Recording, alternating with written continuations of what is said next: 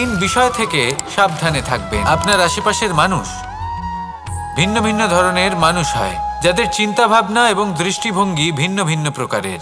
যদি এদের বশবর্তী আপনি হয়ে পড়েন, তাহলে কেউ বলবে এটা করো, এটা ভালো। কেউ বলবে এটা করো না, ওটা করো, ওটা ভালো কাজ। কেউ বলবে এই দুটোই করো না, অন্য কিছু করো। এই কথাগুলিতে আপনি এতটাই জড়িয়ে পড়বেন যে আপনি লক্ষ্যভ্রষ্ট হয়ে পড়বেন। তাই এই তিন বিষয় থেকে সাবধানে থাকবেন। যদি কোনো কিছু বশ করতে হয়, তাহলে আপনাকে বশ করতে হবে আপনার আজকে, নিজের বর্তমানকে। এটা খুব প্রয়োজনীয়। এটা ভাববেন যে এই সময়ের সদ্ব্যবহার আমি কিভাবে করব, সময়কে শাসন কিভাবে করব, ওই কর্ম কিভাবে করব যাতে ভবিষ্যতে কখনো আমার আফসোস না হয়, বরং এই সংসার আমাকে নিয়ে গর্ব করবে, সেই কর্ম করুন। আর যখন আপনি এটা শিখে নেবেন, তখন আপনি নিজেই নিজেকে প্রকৃত অর্থে ভাগ্যশালী করে তুলবেন। আসুন আমার সাথে ভালোবেসে বলুন, রাধা রাধা। জীবনে তিনটি বিষয় আছে, তিনটি বস্তু আছে, তারা যেন আপনাকে কখনো বশে না করে নিতে পারে। প্রথম হলো ধন। ধন যতক্ষণ আপনি ব্যবহার করতে থাকেন, যতক্ষণ তা আপনার কাজে আসছে, ততক্ষণ ঠিক আছে, এই ধন আপনার কাছে অমৃত। কিন্তু যখন এই ধন আপনাকে ব্যবহার করতে শুরু করে, বুঝে যাবেন যে আপনার পতনের সময় শুরু হয়েছে। দ্বিতীয় বিষয়, ফেলে আসা অতীত। যাই করুন, আপনি অতীত পাল্টাতে পারবেন না, আর এই সত্যিটা আপনিও জানেন। কিন্তু তাও এর বশবর্তী আমরা হয়ে পড়ি। আর যখন তাই হয়, তখন এই সংসারে আমরা যেখানেই যাই না কেন, যত বড়ই সুখ লাভ করি না কেন, সেই সব আমাদের কাছে তিক্ত বলে মনে হয়।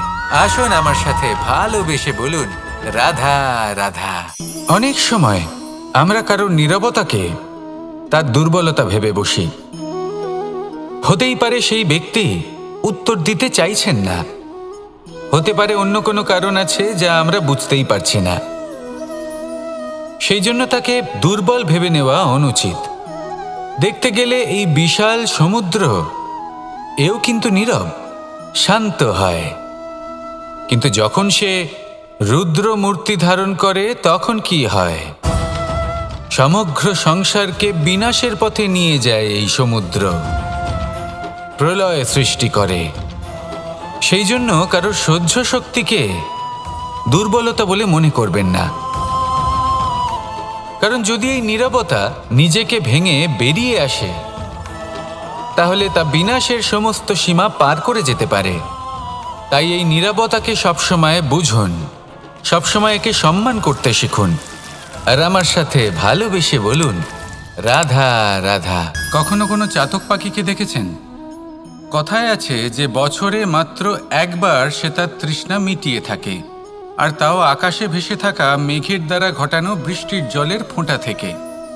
আর কোথাও থেকে সে তার তৃষ্ণা পূরণ করে না।